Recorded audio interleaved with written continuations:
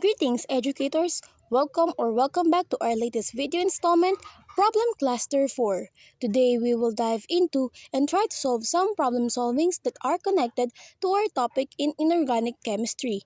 Nitric oxide reacts with molecular oxygen as follows: 2NO gas plus O2 gas is equals to 2NO2 gas.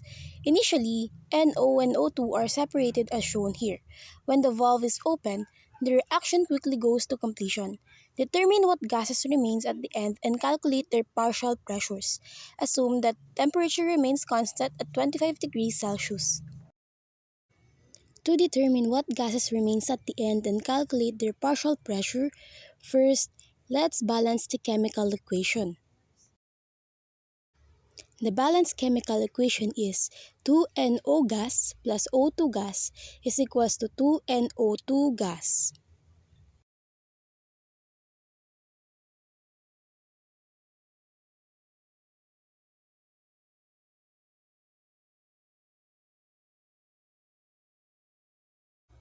These are the given. We have 4 liters of nitric oxide at 0.500 atm.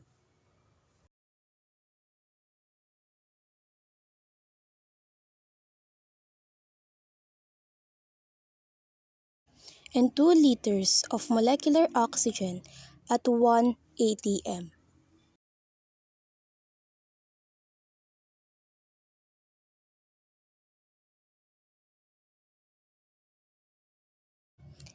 And now, let's determine the limiting reactants.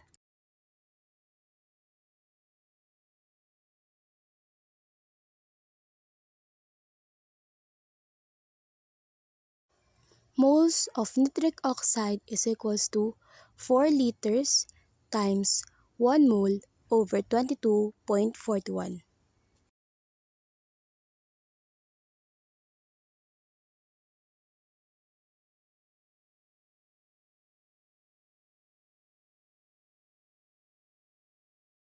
And moles of molecular oxygen is equals to 2 liters times 1 mole over 22.41 liters.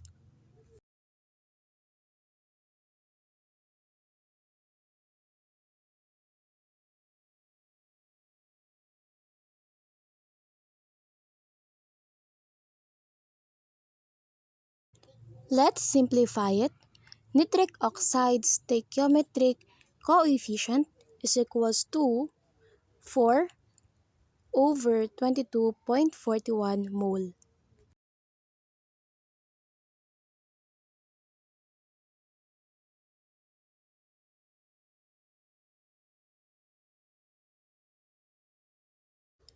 And the molecular oxygen stoichiometric coefficient is equals to 2 over 22.41 mole.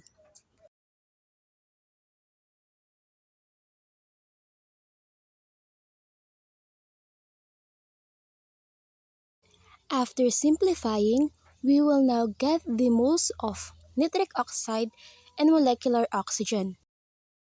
Moles of nitric oxide is equals to 4 liters over 22.41 liters per mole is equals to 0.1785 moles.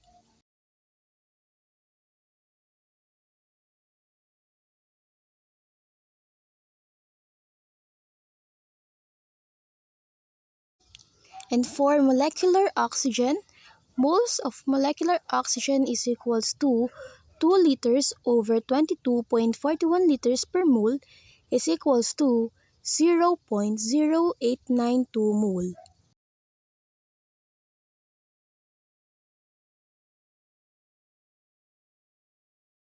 And now, let's determine the moles of product formed. Using the balance equation, 1 mole of molecular oxygen reacts with 2 moles of nitric oxide to produce 2 moles of NO2. Moles of NO2 is equals to 2 times mole of limiting reactant is equals to 2 times 0.0892 mole is equals to 0.1785 mole.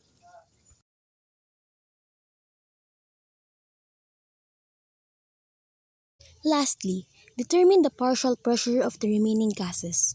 Now, we need to find the partial pressure of the nitric oxide and molecular oxygen after the reaction goes to completion.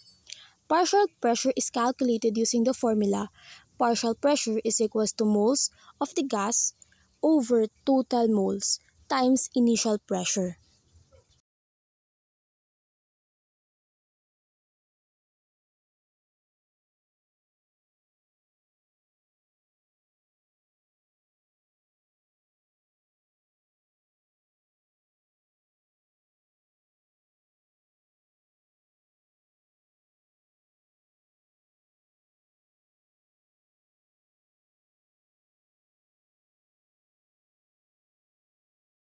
To get the partial pressure of nitric oxide, we will calculate partial pressure of nitric oxide is equals to 0.1785 mole over 0.1785 mole plus 0.0892 mole times 0.580 m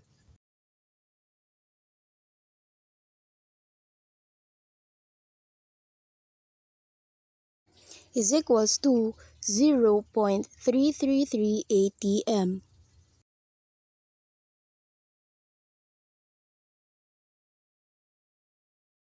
And for molecular oxygen, partial pressure of molecular oxygen is equals to 0.0892 mole over 0.1785 mole plus 0.0892 mole times 180 m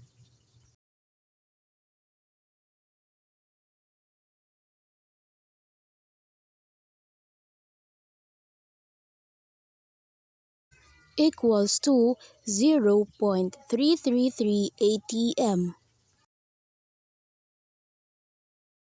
This concludes that since we have less moles of molecular oxygen than needed for complete reaction, nitric oxide is the limiting reactant. Therefore, nitric oxide will be completely consumed and some molecular oxygen will be left over.